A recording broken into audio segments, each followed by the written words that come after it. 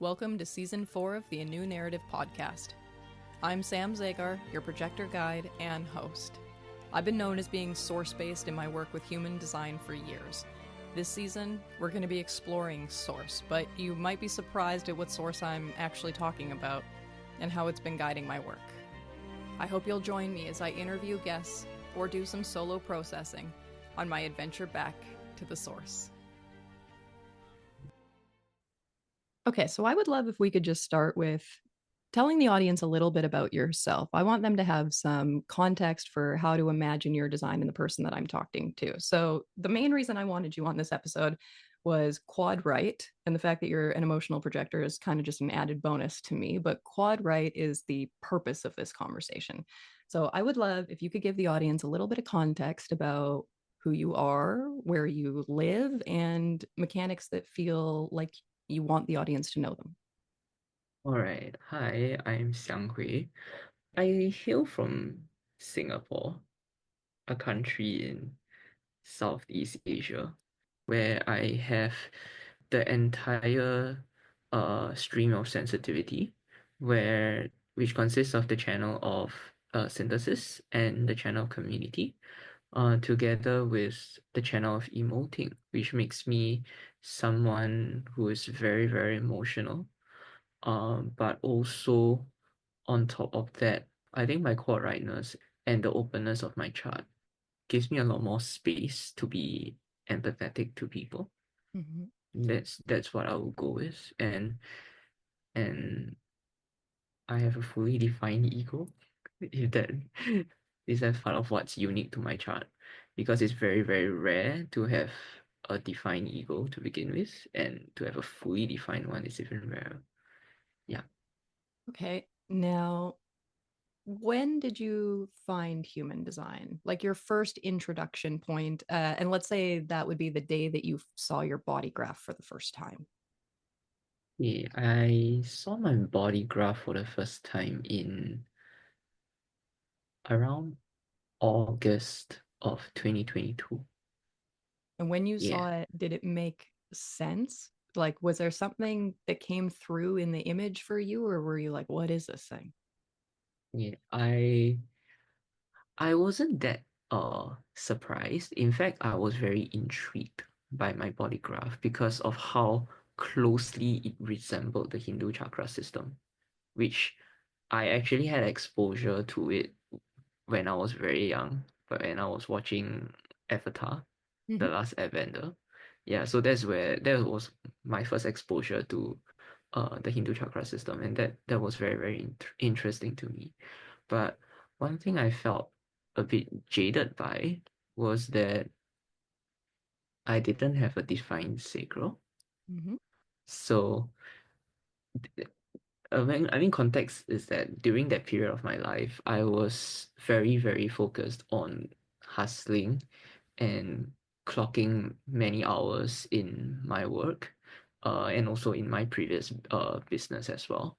So realizing that I did not have a consistent sacral power to power me through my appointments, to power me through my work, really put me down at that point in time, because it seemed like, oh no, I don't have enough energy to sustain the endeavors that I want to pursue. Now, when you first, I'm assuming that you saw, let's say, a beginner version or a surface level version of your body graph the first time. So maybe what's obvious then is like, okay, I'm a projector. And then when you're trying to figure out what kind of projector, maybe you land on like motorized or energy or whatever kind of projector. So you're a very rare type. I mean, that ego alone is very rare, but the fact that you are three motors and you're only three motors, single definition, but a projector, I'm like, the argument that you have no energy is so interesting, right? And then it's like, well, we have inconsistent energy, but we can't manifest it to the throat. Like, God for I mean, gate 45 just turned off. It would be very curious to know how you felt with gate 45 on for a long time, because that would have been, I mean, shit, if you were a manifester like that, I'd get out of your way constantly. That'd be, oh man, I bet you're so nice without that 45. Um, But did you struggle with the idea that you're a non-energy type? Yes, I did. At least for first half of the first half of the year when I first discovered that, because um because the mindset I had back then was that whatever that I want in life, I want to make it happen. If that's possible, if I can make it happen, I will make it happen. So the idea of making it happen is a very manifested way of um initiating the action, initiating the process, where when my aura mechanics was to be patient and to wait for the invitation. So there was that discrepancy within my mind that I couldn't grapple over for a good half a year to 9 months. Okay, so at what point did you get to see that you're a quad right? When did you get access to substructure? In fact, I saw my substructure in the first time I saw my chart. I just Actually? didn't, yes, only the arrows. Only the arrows. I didn't get to the color, I didn't get to the tone. So so I had to uh dig a little deeper, especially even for the the science of differentiation book. They didn't have anything Yeah. related to substructures. So I had to do a lot of Googling and investigation into multiple sources. And I found out about substructure, like the in-depth mechanics about substructure through a Taiwanese source. So they were explaining the whole concept of color, tone, leftness, rightness in Mandarin.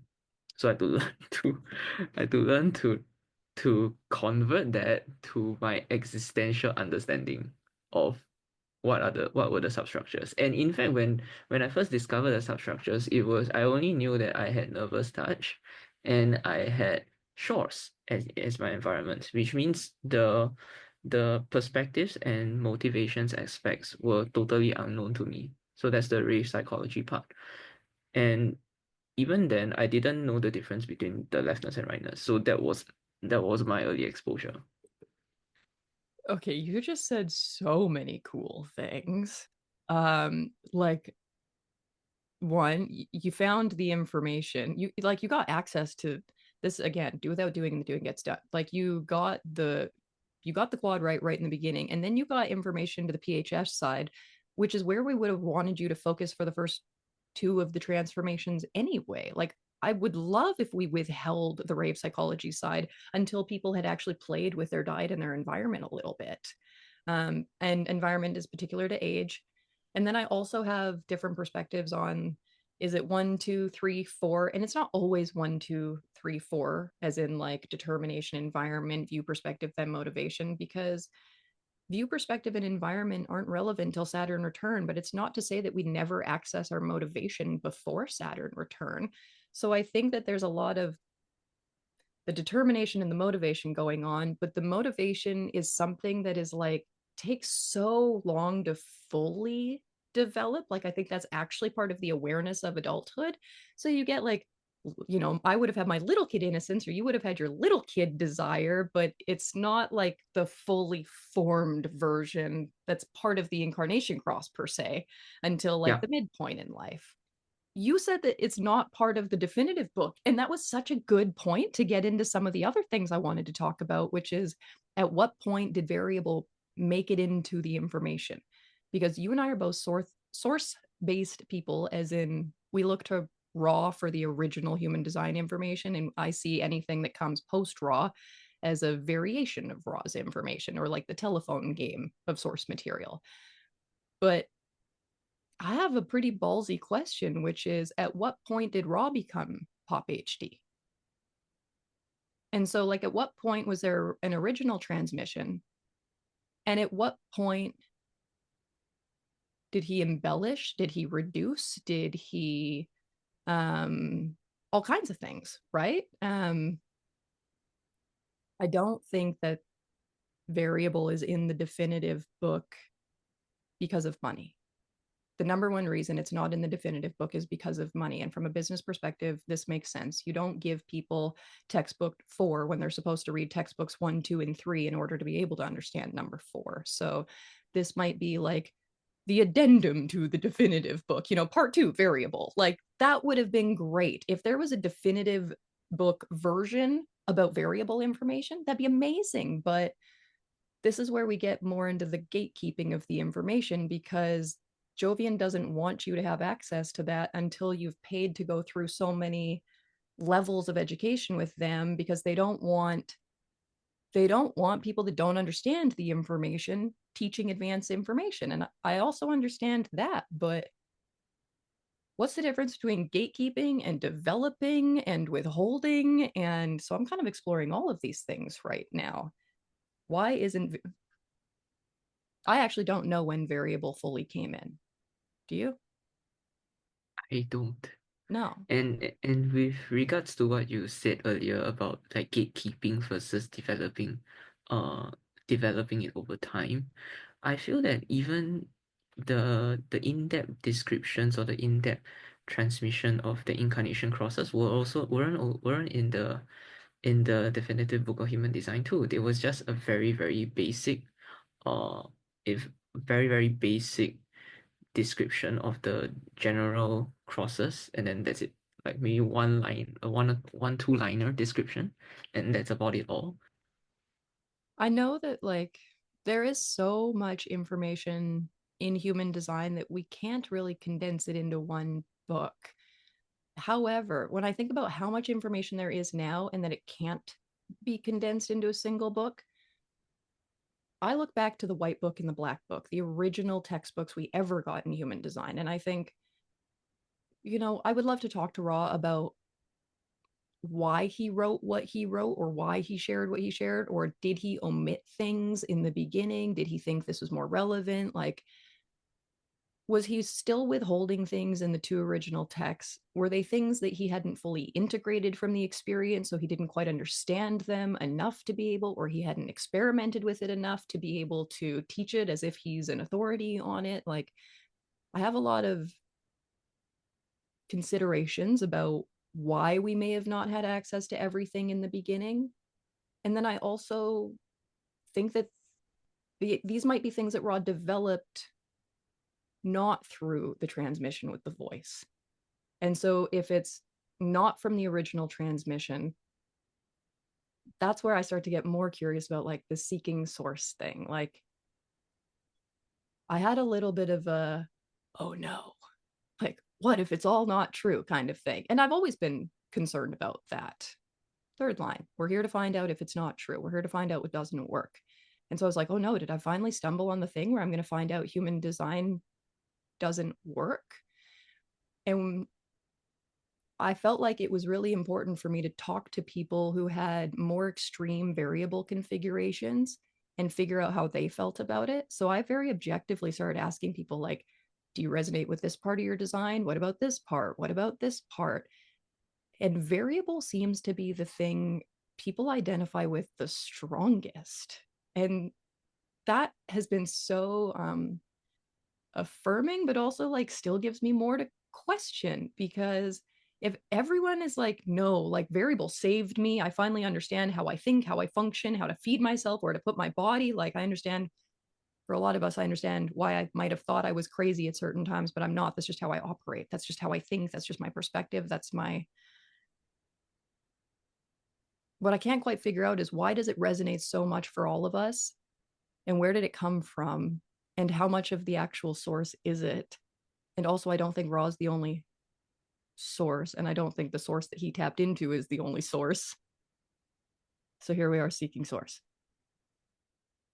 Well, I feel that from my observations and also from the people that I have read their charts for, the majority of the time that they're able to resonate so well with the variables is because these were the small details that weren't suppressed or stifled when they were young.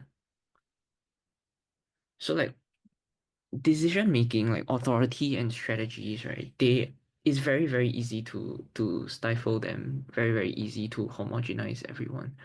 However, with when it comes down to things like determination, there is the largest conditioning factor is maybe the ingredients of food, the cuisines based off of cultural conditioning. But when it comes down to circumstances, when it comes down to food preferences, people are largely untouched when they are younger. So that part may be solidified within them. They were able to explore and have more certainty and have more confidence in living that out. And that could be why things like digestion or determination stays largely unhomogenized. Whereas for environment, that too, because people people will tend to gravitate towards their preferred environments, and within the same space there could be different keynotes in there that will separate out or that will split people up towards their preferred ways of interacting with the space, and that need not come after certain return. That's what I observe. For the views and the perspectives and motivations, not that much data points for myself yet. But at least for people with uh peripheral versus focused views. So what I notice is that people with focused views telling me that they tend to tunnel vision a lot. Mm-hmm. So so example when they're playing ball games when they were younger. So let's say something happens to fall on the peripheral point of view, like a ball hitting coming towards them, they will not be able to see it because they're not looking at the ball. And the way we see stuff based on the peripheral or the more focused point of view isn't very drummed into us from young. Yeah, and I feel that a lot of these conditioning factors largely stem from family, largely stem from education, and also the systems that hold the whole society and even such institutions together. As much as we are all in the cross of planning, right? I feel that every country or every city will have their own unique blend of how the system comes about. Okay, now I'm going to tap into your cognition for a second because I had a very specific question for you. Because I see feelings cognition as an extremely truth based cognition, a wave based acoustic, you are very sensitive to like the truth in the frequency. I would assume that you were more drawn to listening to Raw talk about human design because of the truth in his frequency, or at least the most truth in his frequency when it comes to human design. And I would assume that you, and I call it pop HD, but we can also call it, let's say, non source human design. Um, or what I was really meaning when I made up the word pop HD is like pop, soda pop, bubble gum, like pink and sparkly and bite size, like most human design Instagram content is bubblegum pop kindergarten content because they're pretty little cupcakes of bite size information. Like that's really what I'm getting at there. Um, but they don't tend to have a lot of truth frequency in them, in particular because they don't have people's voices, they don't have a lot of words, they don't have a lot of context. Like it's overly polished, maybe. So how do you feel the difference between a truth based frequency and an inauthentic or not as true frequency? Like, how do I discern between both of Yeah. them, is it? I mean, we're really doubling up on the fact that you're emotional with three emotional channels and feelings cognition, which is a solar plexus based cognition. So, truth is a huge deal to you. Yes, yes. In fact, that is very, very important to me because interacting with authentic and real people matters a lot for myself. I feel that how I discern between them is really feeling the vibes, feeling the energy that comes out of the content. So in my earlier journey in human design, I do follow a lot of pop HD content. However, I did try to experiment with them in my life. And more often than not, there was just this offness that came with my experiments. Like there was just something that the feeling that I got was like I still haven't dug to the deepest. I still haven't gotten to the bottom of it all.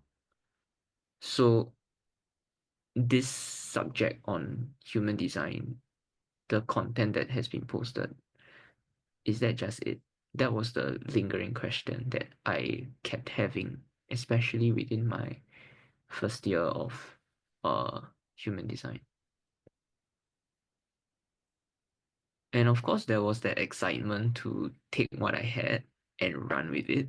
Mhm. But I also knew that it would be doing my clients or the people around me a disservice uh when I give them non-source information, because end of the day the information, regardless is it source or non-source, the intention has to be clear to me. The intention was, if I would, it has to be there to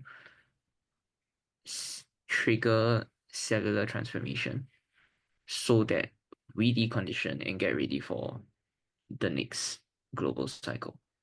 So that was the main intention where I saw human design play. Because beyond 2027, when the solar plexus mutates, we don't know how the race or how we humans would behave or how we would navigate life energetically. So that's where I feel that the intention matters, and if the content or the frequency behind the keynotes or the words that are being used don't match, unreal, that's where the offness feels like to me. The intention feels like a very important word. And when I was listening to the telepathy tapes, one of the things that like really got me in a good way was when people were saying like it only works if you believe it.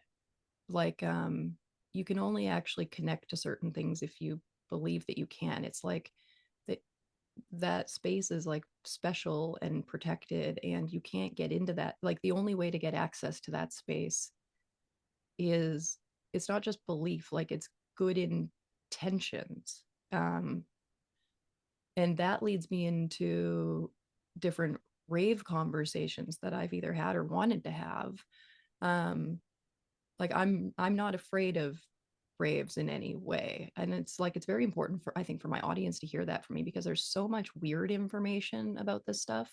And Raw was pretty like, he can tell a scary story pretty well, so he might have said some things that might lead people to have some paranoia or some weird predictions about things, but um I anticipated that if the raves were more sensory aware than me, and I am in no way referring to raves like animals, but I assume that like my dog is more sensitive to certain things than I am, and my dog is aware of certain things in me.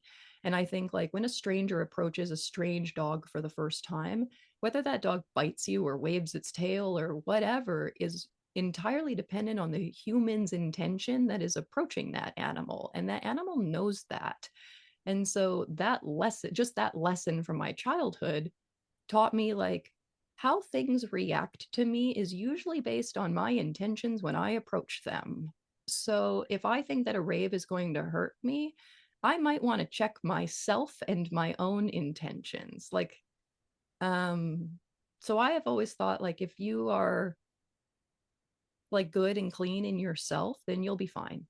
And that to me speaks to like a truth frequency, right? Like if you're good and clean in yourself, and I don't mean like you have to be perfect, I just mean like you have to be honest. Like you have to be really honest about where you're at. Because I think what we're really coming to is a time where you can't hide a truth anymore. And that's the uncomfortable thing people don't realize is coming is that the truth will be in the now, not in a wave. Like it's more in your face. And I don't think people are ready for that. I don't think they are too. Okay, so the intention. Do you think that there were different times with Ra's intentions? Do you think that maybe there are better points in the frequency that he gave out based on his in like and I wonder like maybe what he would have gone through that would have changed his intentions or whatever. But there are sometimes you listen to him and he feels like very bright and light and comedic, and then there are other times where you're like, oh god, he's had a bad one. Like it's a dark day for Yes. Raw today. Like like any human. um but were there ever times where you heard Raw talk and you were turned off by his frequency? Maybe at the start when I first had exposure to his audios, because of how,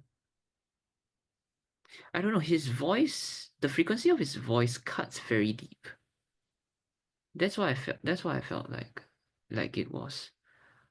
However, over time, I also realized that the frequency of his words, and that's something else I also noticed because, a lot of the books that Jovian produced are actually just audio transcripts of his lectures. So Ra was actually speaking live, and then it was just transcribed into the books. Then the graphics are added and whatnot.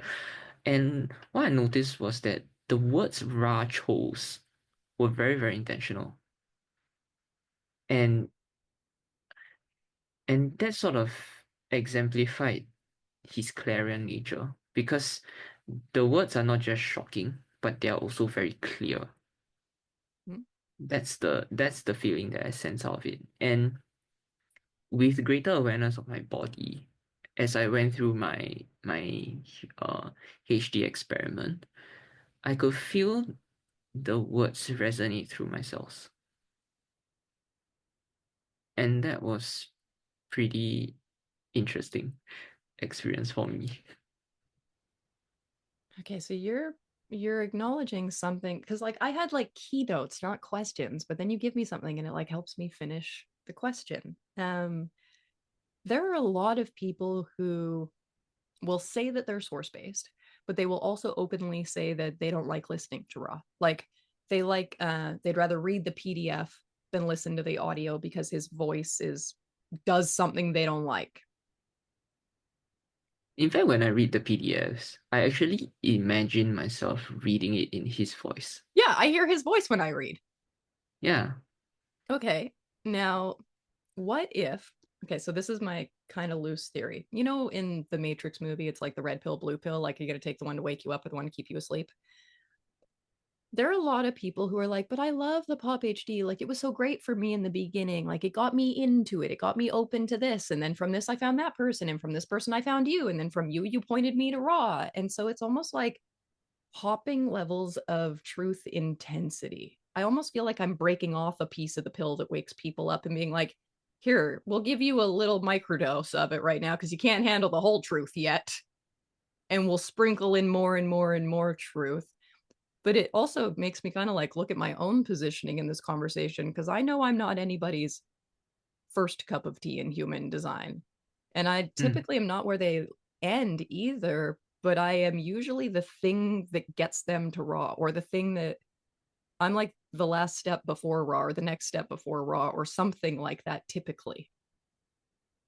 So that tells me like I have not been as truthful either. And it's hard to compare yourself to Raw, but like I have been an easy enough pill to swallow for a lot of people and still a hard pill to swallow for some people. I get that. I get that. That's a nice way to put it.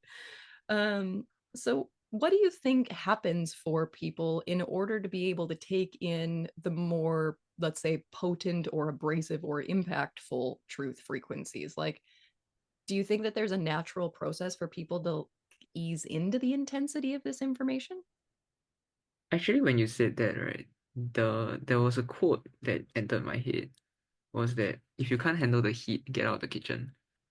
It's because the f- the transmission from Ra is there. It's just that it's static. But how we make use of it is up to us. So we are fluid. The information is static. And and it still dives back to our intention when interacting with the material, not as a coach or a reader, but as someone going through that experiment. Which is why I sometimes feel that even my close friend in the HD space, we also agree that Pop HD has its role in help in getting people interested or aware that human design exists. Because there are many, many esoteric modalities out there, such as astrology, 八字, you name it, Kabbalah, you name it. But to expose people to HD, there needs to be an existing impression or an existing foundation that they can relate themselves towards HD. Mm-hmm. So I feel that Pop HD fulfills that role, but it is a very temporal or a very transient role. You know what it actually just kind of made me think of, and you might not have a reference for what I'm talking about being in Singapore, but maybe that's a stupid thing to say. I don't know. I'm having an innocence moment right now of like, I'm an idiot.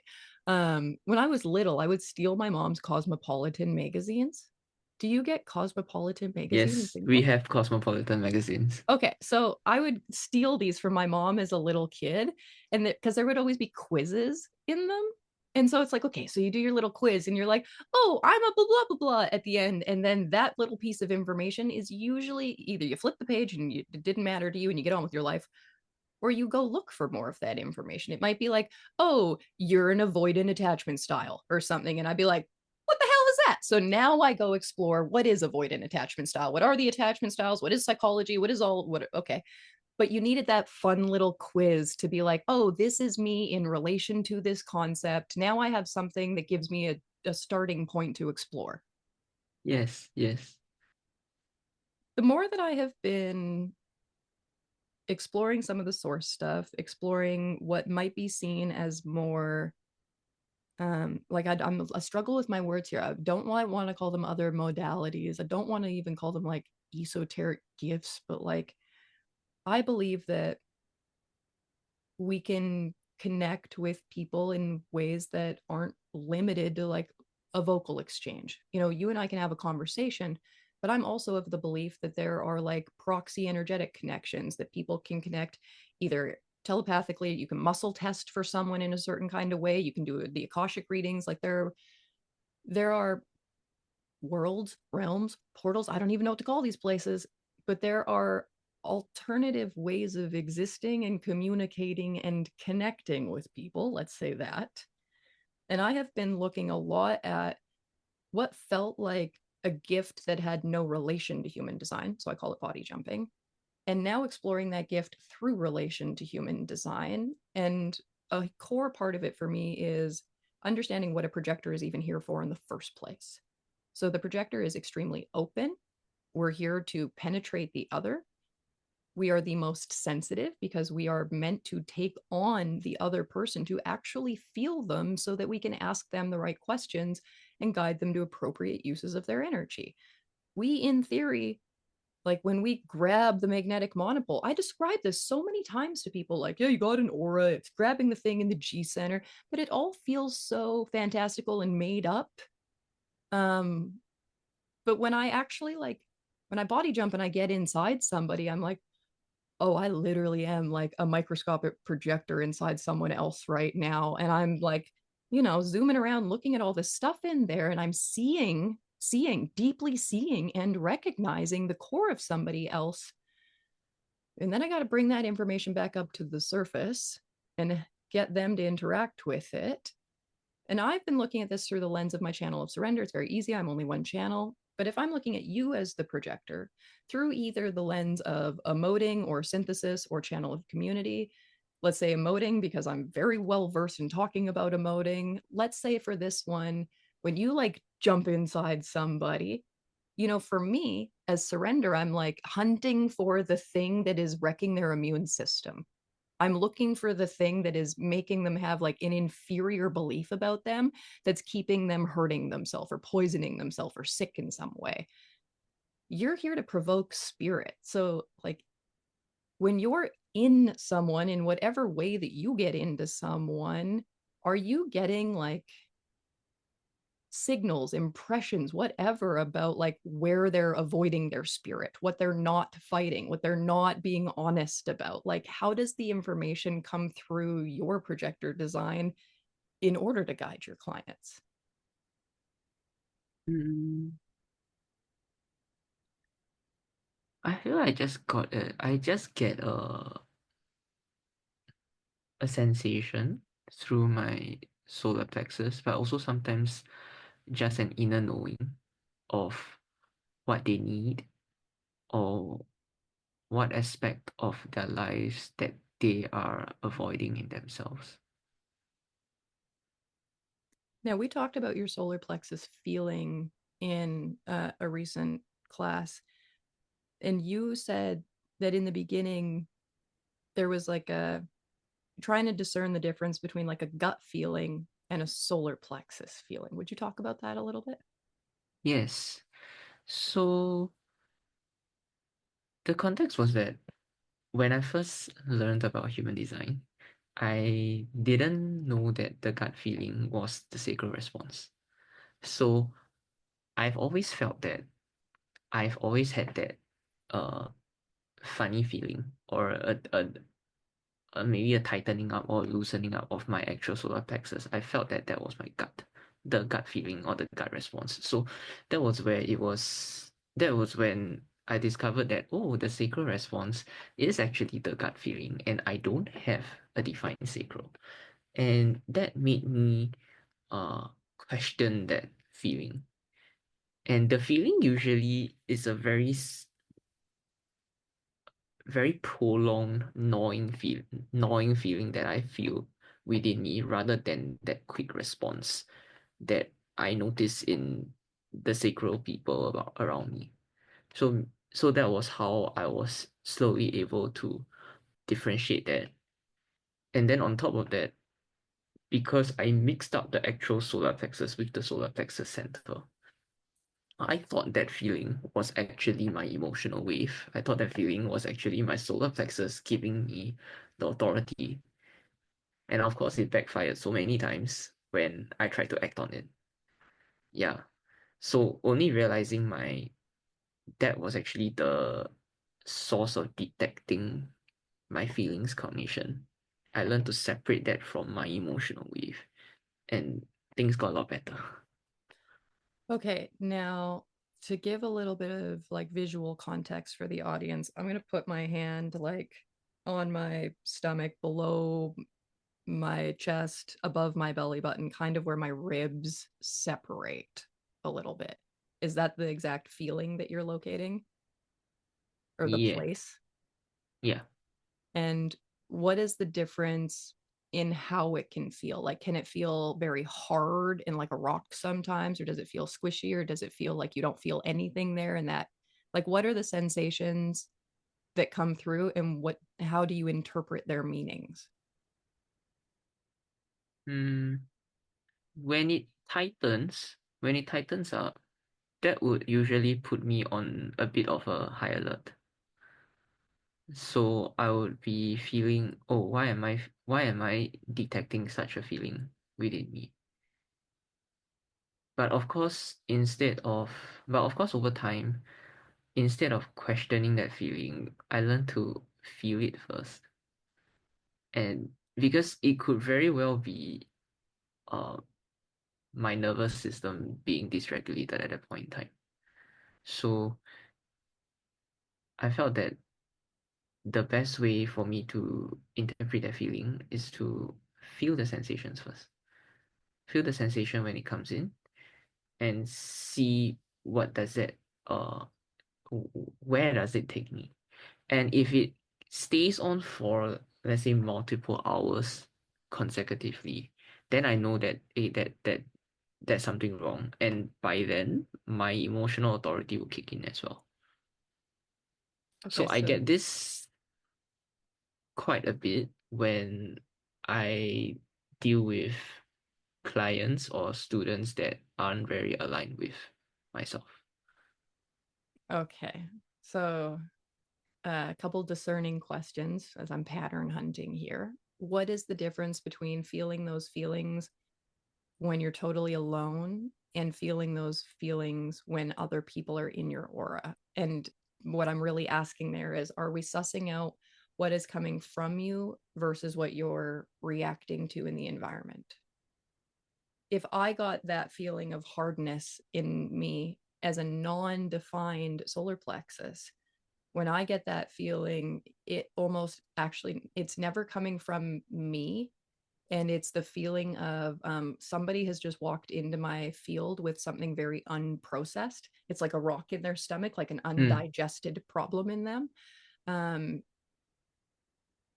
and it doesn't even mean that they're like open to talking about it, but if I feel that feeling from someone, either I need them to process it in order to stay in their presence, or I will have to move away from them because they're unwilling to process it and I don't want to hold that with them. Yes. I feel that the feeling that I'll get is seems to be predominantly created by myself. Okay. Yeah, because I'm not sure if I'm breaking it down correctly, but it feels like when my feelings cognition detect the feeling from an external source, instead of directly translating it towards my solar plexus, feels like my solar plexus gives a version of it. Is it almost like it's like trying to like match it or like Yes, it's like trying to match it, but maybe it's an issue with my interpretation, but I don't. you're tuning forking, ping ping, like resonating together. What is that language? Okay, I don't quite know what this means. I'm trying to understand this a little bit. My brain is trying to get ahead of me, but I'm like, oh, you're totally like you're matching your frequency to them to feel. Are you using it to diagnose how off they are or how clean they are or how like Yes, you're using yourself to try and calibrate other people and then figuring out where it can't be because it's off? correct.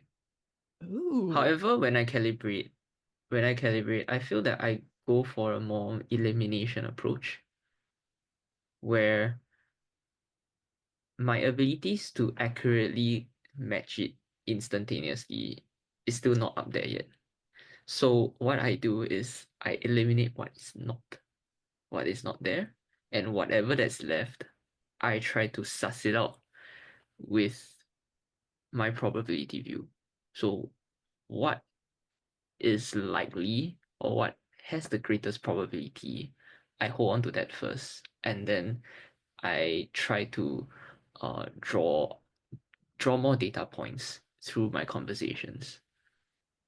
Oh, this is very cool because I like being able to compare things and remove certain things. So I definitely feel like when I'm going into people, I'm removing what doesn't belong, like removing the inferior element. But I look at that through like a very specific 26.4, or being a third line, breaking the bond with what doesn't work, or being splenic, removing the thing that's not healthy. But what if it's as simplistic as being projectors and removing the conditioning in people? What if the first level that we remove is inferior conditioning so that we can take them back to true self or natural self, maybe? Do you think all projectors are removing conditioning as a primary goal? I really don't know. I don't know either. Yeah. Because then I'll be like, well, there are projectors that don't even work in these kinds of systems, right? Like they're tech projectors and something else. And they're like, I don't give a shit about this conversation. Um, but I genuinely think like the projector role is to be able to hop inside other people and figure out what's not serving them or causing resistance for them and then to help remove it. But again, that's part of like our invitation. Like we don't just do that to anybody. Like we have to be selected as we have to be recognized as the person that can help them with the particular problem they have. I want to close out on the topic of being a little bit like invisible or unrecognized as a projector because I feel like this is like a nice hopeful maybe thing to end on, but it's easier for people to believe me when somebody else is saying something similar to what I'm saying. I'm not the only person saying something.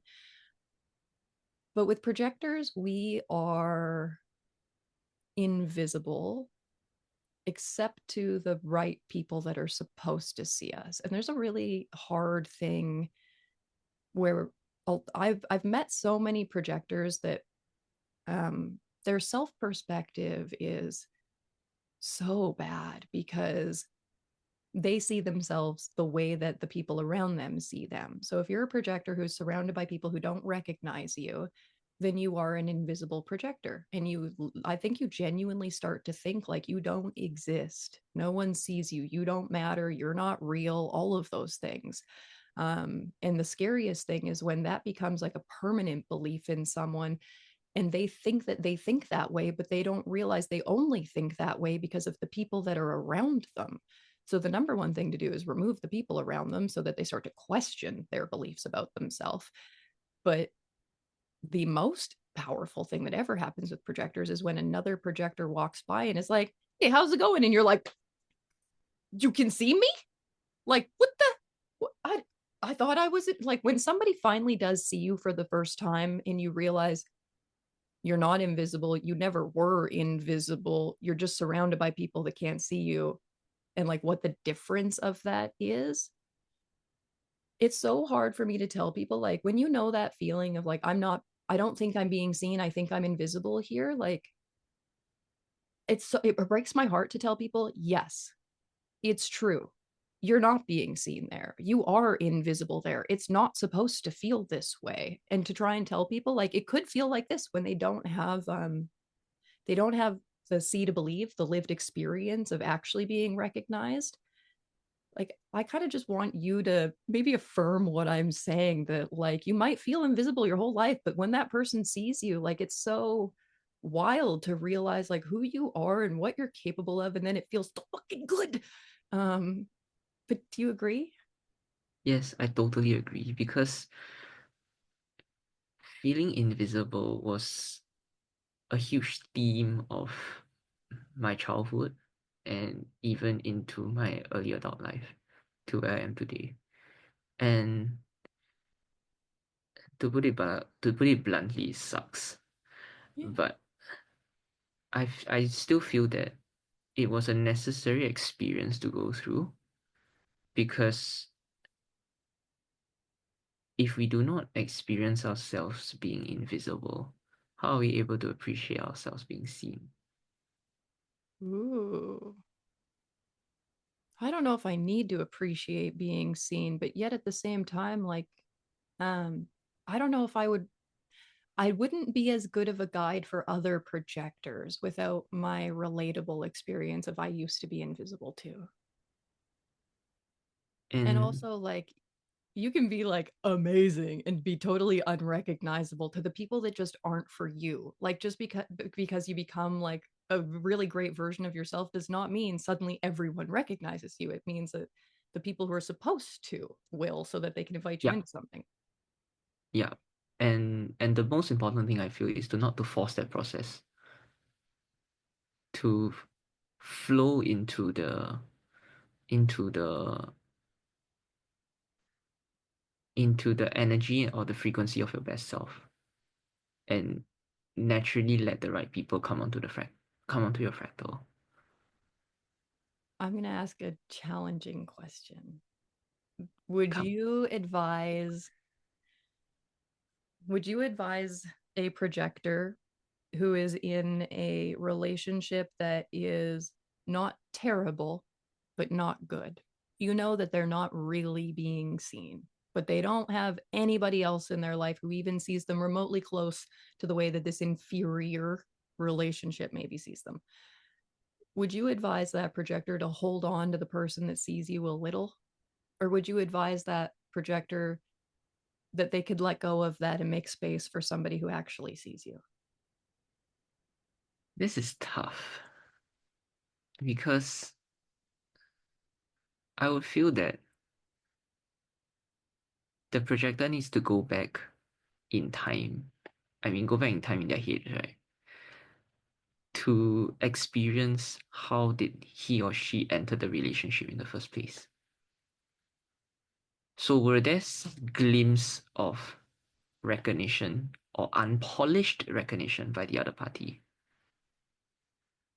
If there was, then maybe it is worth holding on. And if the partner is willing to work on it and work together with the projector, then sure, by all means hold on. But if the review of how he or she entered the relationship, there weren't any form of recognition, rather just the need for the projector's attention, then no, please leave. That's that's a good one. Can we recognize the difference between a projector with a partner who actually recognizes them and a projector with a partner who really just wants attention?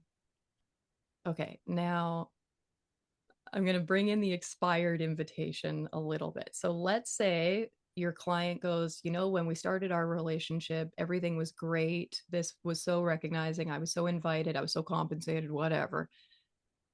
But over time, something happened. And I'm going to compare this. I'm like tasted markets. I'm going to compare this to the salmon that I bought at the grocery store the other day. When I bought Mm, it 4 days ago, it was packed fresh that day. Fresh. Perfect. Thank you. Salmon. But it's in the fridge right now. And I noticed today it does not have an expiry date on it. So I know that in order to know if that salmon is still good, I'm going to have to open that package and I'm going to have to smell it and I'm going to have to touch it and I'm going to have to use my senses to figure out how far along it is. Now, I might decide maybe it's not as fresh as it was 4 days ago, but it's not necessarily worth throwing out yet. Maybe I could still eat it today, but maybe I shouldn't eat it tomorrow. This is my expiring invitation. So, what are signs that it maybe started out right, but it might be approaching its expiration date? mm, I feel that the most telltale sign is the responsiveness between the communications between people, between, let's say, myself and the client. Mhm.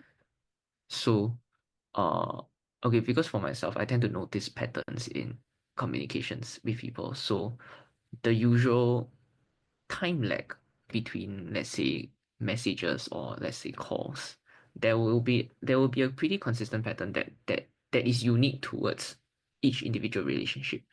And if that duration starts to lengthen, if the messages or the way of communication starts to wane off, that's usually the telltale sign for myself. Okay, I have to acknowledge that I was like, wow, that's so specific and so good and absolutely accurate. Like, if my text or phone conversation relationship changes with someone, that's definitely a sign that something is shifting in our.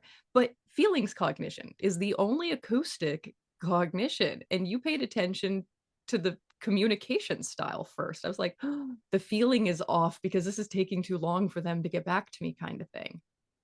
Yeah, This felt very feelings. Okay. I'm pretty comfortable to end here. How do you feel? yeah, I feel very good too.